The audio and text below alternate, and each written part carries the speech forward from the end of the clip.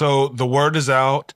The new MacBook Neo has been announced. It will be on shelves March 11th.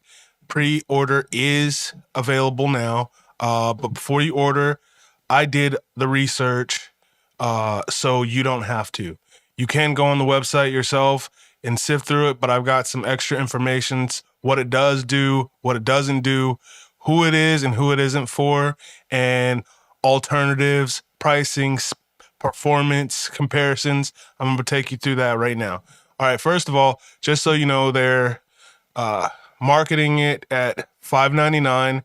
That's 256 gigabytes with no Touch ID. You want 512 gigabytes, and Touch ID is going to cost you $699. So that brings it to a $700 piece of equipment. It's not Chromebook pricing. It's still pricey. They're marketing it as an affordable option because everything else is really expensive. But that's what you're getting. Students can get it $599 for the 512 gig and $499 for the 256 gig version. Now, this is the main page. I'm just going to run through it really fast because it's a sales page and it's pretty repetitive, but I'm going to just run through it really fast so you get the idea. I talk really straight. I use Apple products a lot. So but I talk straight about them. They're marketing it with 4 colors. You got silver, blush, which is a pink, citrus, which is a yellow, indigo, which is a grayish blue. You know, it has 16 hours of battery life. What else we got going on? It says liquid retina display, 13-inch. But the thing about it is, it's just a RGB color. It isn't the high spec one like the MacBook Pros and the MacBook Airs. So for video editing, you're not going to get the best color. And we're going to get to that in just one second. What else we got going on here? It does have the Apple AI intelligence built in, but you notice this number 3. And you're going to notice this number 3 a lot. I've already gone through and done the research. What number 3 says specifically is Apple Intelligence in this unit is in beta, and some features may not be available in certain countries, in certain languages. So that's something to take with a grain of salt. Okay, pairs with your iPhone to unlock and other features. My older MacBook pairs with my phone. I can do mirroring. I can do a lot of things. The one thing I noticed on this one is you don't need to connect over Wi-Fi to do airdrops and connect. And we're going to get into a couple of things that does in 1 second. Of course, it's not a Chromebook. It's a Mac. So it's running Mac OS. So a lot of your stuff, all your stuff that's Mac is going to work on it. That's what differentiates it from being a Chromebook, because if you've ever had, I have a Chromebook. I have a Windows computer and a MacBook. The Chromebook is the worst thing ever invented, in my opinion. Nothing works on it. And then security. Okay, so here we go.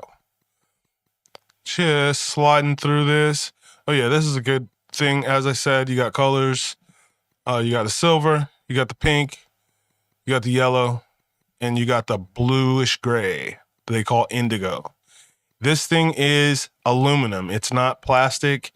It actually weighs the same as a MacBook Air, 2.7 pounds.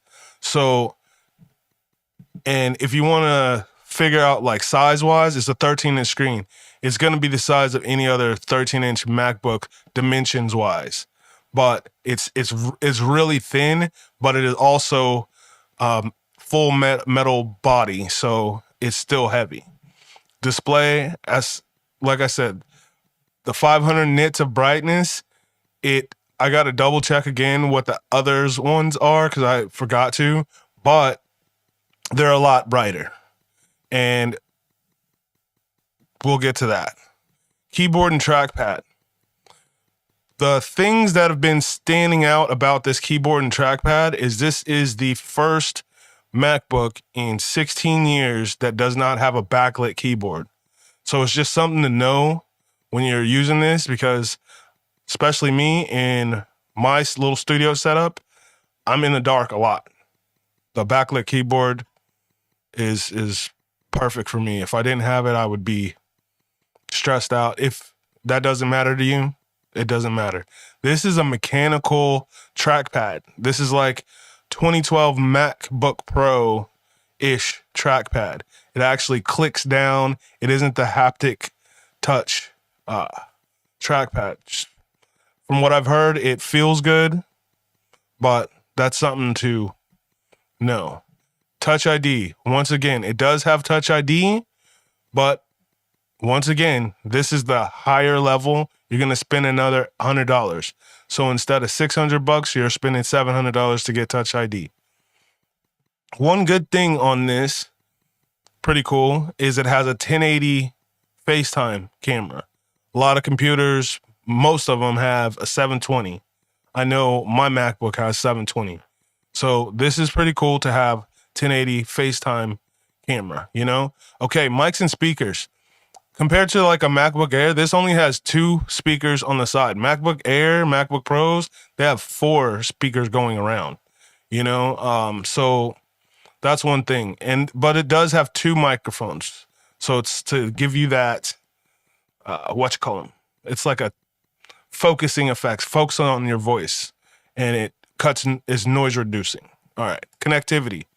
You only get 2 USB-Cs. These are not Thunderbolts. One is only USB 2 and one is USB-C 3. USB 3 is 10 gigabytes per second. The other one is like 468 megabytes per second. Don't quote me, but that's 400 and some odd megabytes a second. So if you have peripherals, things that need fast transfers, you only get one fast transfer USB-C port, and it's not even a Thunderbolt. This only also supports one external monitor. So if you don't even think about putting 2 external monitors, like it's not just the ports, it doesn't support it at all. The hardware processor does not support dual monitors coming out of this thing. All right, so moving right along. A18 Pro chip. This is the chip out of the iPhone 16 Pro. It is a fast chip, but it is meant to run in a cell phone, meaning it cannot handle high heat. It is not a multi-core like an M1 chip, and that's meant to run at higher levels of heat. It's gonna throttle. And we've been through that, and we're going to get to that in 1 second. I'm just running through this really fast so you get the basics of what's going on here. Neo, Apple Intelligence, once again, that number 3, because it's in beta. So, normal stuff, saying you got graphics, people are playing games. We all know Macs, even the higher level Macs, they aren't running the gaming scene right now. I mean, we're still a ways away from that. So, like, as far as basically what they're saying, okay, you got 16 hours of battery on this thing, which is good. MacBook Air is advertised at 18 hours of battery, but 16 hours is not bad. You know what I'm saying? And like I said, this is repetitive. We're going over the liquid display, dual mics, side speakers, blah, blah, blah, blah, blah. Built for Apple Intelligence. And I will slide down to the bottom, smooth operator. See, this is what I'm saying. This is just a sales page. But the one thing I did like on here is when they were talking about AirDrop.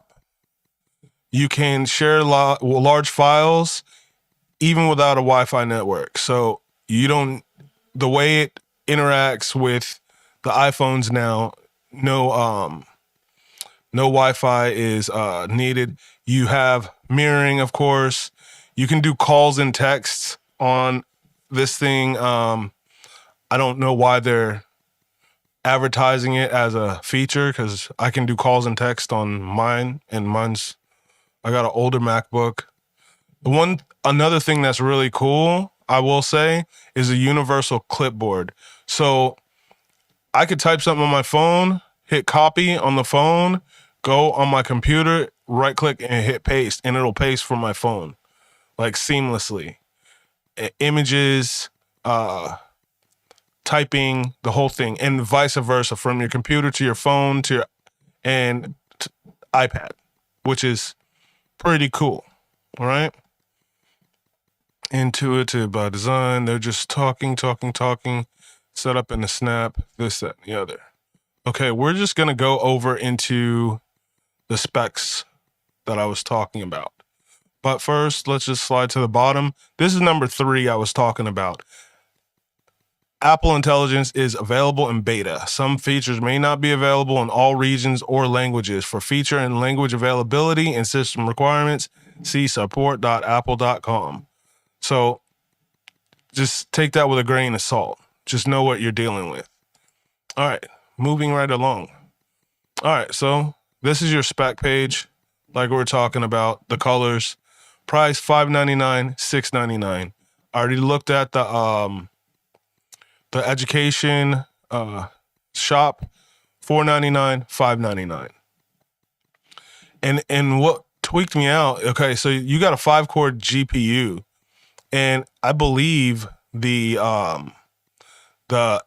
iPhone 16 Pro had a 6-core GPU, but take that with a grain of salt. Media engine, this, that, and the other. So this thing does also come with apps, like just like any other MacBook, but it's interesting what it can handle. So all you gained was a little bit more storage, and you got your Touch ID. But let's get down here. 16 hours of battery, this, that, and the other. It isn't a MagSafe. It isn't a MagSafe charging port. So you're going to need to take up one of your USB-Cs to charge. So you're only going to have one. So like the smallness of this thing is going to kind of start being a problem, because it's not going to be so small when you have external hard drives and like dongles and all kinds of stuff hanging off of it and loading up your bag, because you only have 2 USB-Cs and a headphone jack, and one of them is slow. Like, okay, here we go. Like I said, USB 3 up to 10 gigabytes a second, and one is 480 megabytes per second on USB 2, and it's capable of DisplayPort on only one of those. That's something to think. Supports one external display with up to native 4K resolution, 60 hertz. Bong. Just remember that. HEVC, H.264, ProRes, HDR, Dolby Vision.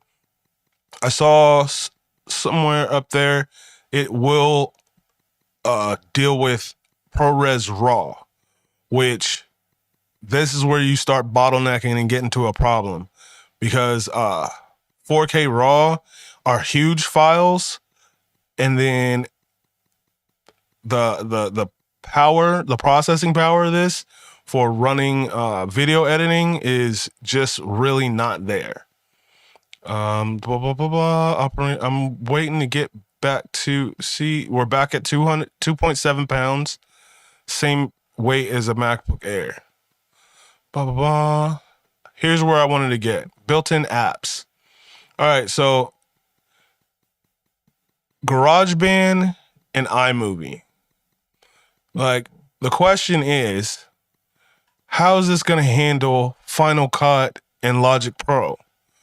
Because, okay, some people want to play with GarageBand and iMovie, and that's cool and all, but the whole Apple Creator Suite, it's putting you at a disadvantage to where you're not really going to be able to enjoy it. Like, yeah, you'll be that from. I'm gonna show you right now. From what my research has said, it will run those programs because because of the chip, but it's not gonna run them well, from what I gather. So I mean, you see the normal apps, right? Okay, what's in the box? Not much. All right, moving right along. Now this is where me and Google Gemini got together. I'm a music producer. I do also stock video and stuff like that. I'm audio engineer. So Gemini is kind of tuned to things I talk to. So it's actually kind of talking to me like, do I want this? What I asked it is, can MacBook Neo run Logic Pro and Final Cut? If so, what are the limitations? Short answer is yes. It can run them both. However, as it's designed and the hardware level constraints, it will significantly impact your workflow compared to the MacBook Air or Pro models you may be used to. And this is where we get to who this is for, what it will and won't do. Basically, impact on logic for the processor. It's an iPhone class chip. While it's powerful for its size, it lacks the multi-core sustained performance of the M series chips. Biggest bottleneck is your 8 gigs of RAM. High track counts in Logic or 4K timelines in Final Cut Pro will quickly lead to disk swapping, slowing the system down. Thermal. Here's another one. Like I was saying, it's fanless and it has a A18 chip. So under heavy rendering, your chip will throttle to manage heat, increasing wait times for exports. Your USBs, that's another problem. One port is very slow. If you use external SSDs for libraries or footage, you got to make sure they're into the faster port or you're going to have lag. And this is another one we were talking about. sRGB color gamut, non-P3. The display is bright, but does not support the P3 wide color gamut used in professional color grading. So you can kiss your DaVinci Resolve, if this thing will even run DaVinci Resolve, kiss that goodbye. It's not going to be accurate on your color grades. And say that with any other video editing program. That's what it is. Now, here's where we get into it, because even though this may be for students and people, not non-professionals that are using like crazy editing programs, here the question is, let's say your son or your daughter is either doing social media, YouTube, TikTok, making beats, they're a budding musician. Is this the $600 computer that you gonna buy them for Christmas? Because they're I know somebody's gonna get begged for a computer. Is this the one that you want to touch? Now, performance expectations in Logic Pro, because while GarageBand, you can make music in it, you can record in it, it has the same audio quality as a Final Cut Pro. You just can't do the same things as Final Cut Pro. As Logic Pro. And iMovie is the same thing. It's light years from what you can actually do in Final Cut Pro. So, now, you can certainly record and mix on this machine, but you need to be strategic. And buffer size, increase the buffer. Watch your tracks. Freeze. There's a thing in Logic to where each track you can freeze all your plugins, your effects, so it's not using your CPU. If you know, you know. And matter of fact, if you know what that is, then this computer probably isn't for you. Now, Final Cut Pro is saying the A18 Pro includes a dedicated media engine, which helps with the hardware accelerated ProRes. Smooth playback is likely for 1080p and light 4K edits, like a single stream. Multicam will likely result in drop frames. Your proxy workflow is the only workflow to keep the interface snappy while editing, only switching to original media for final export. Once again, this is what's where Gemini is speaking to me, because it knows that I'm a music producer and a video producer, editor, whatnot. If you're doing professional grade multimedia work, especially with 4K time lapses and high volume stock production, you've been focusing on, the 8 GB of RAM ceiling will feel restrictive very quickly. A MacBook Air or Pro with at least 16 gigs of RAM remains a better investment for your specific workflow. Meaning, this is not for someone who, even if you are a teenager or a college student, if you want a YouTube channel and you need to do some video editing, this one probably isn't for you. It's $600. The better one is $700, and it's going to feel restrictive. It's going to feel like you have an Apple Chromebook. I mean, it's just not gonna hit the mark. If you just browse the web, do schoolwork, write reports, do your online banking, and you might hop on GarageBand or do a little like home video or something, like a little reel or something here or there. You hop in iMovie. Okay, you can get by. But the question is still, is this a good investment? Because are your needs going to outgrow this fairly quickly, even if you're at that level right now? Because, okay, now here's where we go. Look, 2020 M1 MacBook Air is going to cost you, drum roll, $375 at back market. And tell you the truth, I've found these, you can find these as low as $300, $325. This is specifically from back market. They're big in the refurb game, and they're well known. That's an 8 gig RAM M1. The 16 gig on here was $475. So you're still cheaper than the other one, the Neo. These weigh the same, and they are the same dimensions virtually in a rectangle. And then I think it might be a little bit thicker, the Air is, but they actually weigh both 2.7 pounds.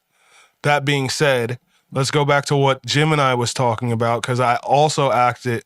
It says, would you want me to compare the render speeds? I said, compare it to the M1 MacBook Air, right? It says it'll feel faster for daily use in AI, but the Air M1 remains a more balanced tool. So basically, just to make sense of this, and I'm going to get into it really quick, single core usage for all your stuff like web browsing and like your simple apps that aren't really CPU heavy or GPU heavy, the Neo is going to be a little bit quicker. The chip is a little bit faster than the M1.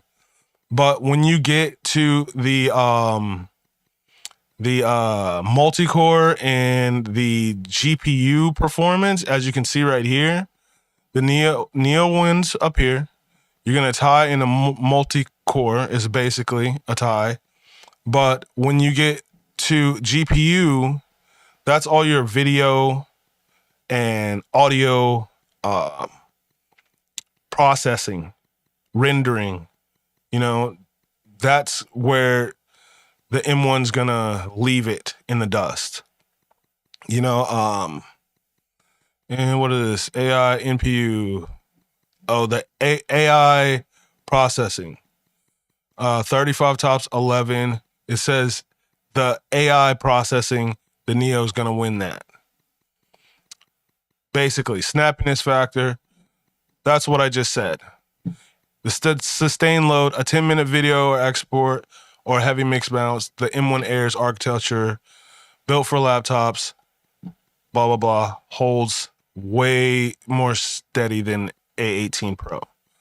So getting back into the, and then look, okay, display and color accuracy for video work, because I do video work, so Gemini's talking to me like it's me, right? So for my video work, it's the M1 is gonna be it's essential if I'm color grading 4K footage. You know, MacBook Neo use standard RGB, sRGB, lacks the deep reds and greens. Your edits might look slightly dull when viewed on higher end screens because it's just gonna be off, is what it's saying. Ports and connectivity, we're back there. We've already covered that. That's the backlit keyboard on the M1. The trackpad has haptic force touch, no moving parts. It's just better.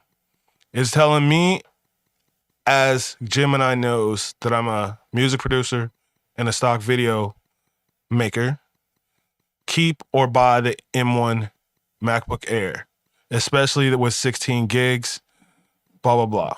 That's just what it is. Okay. Here's another thing. There's one more type of person. It's a me type of person. My MacBook has not left my desk but 2 to 3 times in the past 4 years. I had to go somewhere and print something a couple of times, which I could have taken a USB drive and just went into the library and printed out because I don't have a printer. And there was a fire in my building one time, and MacBook goes in the backpack as we are leaving out of here. That's just, it is what it is. But other than that, it hasn't left my desk. My student asked me one time, I teach audio production. He asked me, you don't go to the coffee shop and make beats and stuff? I said, no. For what, bro? I don't want people staring me in my face, being cramped up, uncomfortable, annoyed, having to pick my stuff up every time I have to go to the bathroom. No, I have coffee at home. I'm the type of person that, guess what? I wouldn't even buy a MacBook. I'm going to buy a Mac Mini. Then that's the next purchase I'm going to make. I'm still debating if I'm waiting for the M5 to come out or I'm just going to go ahead and buy the M4 because they're cheaper. I can get M4 Mac Mini for like $425 right now. And as we all know, it will run circles around either one of these computers we're talking about right now. So it's not for me. You know, if you're the type of person that's on the go, has to take this places all the time, you need a laptop. I've been out of school for like 3 years now. So like I haven't taken my computer out of the house in like 3.5 years, you could say. So that's my verdict. $700 for 512 gigs and Touch ID. $600. Don't even give me Touch ID, my bro. I don't know. What's your verdict? Leave it in the comments. Let me know what you're thinking. Is this for you or is it not? Like and subscribe. I'm keeping up with videos. If you're into music and things like that, I drop music production tutorials as often as possible. Thanks a lot. Y'all have a good day.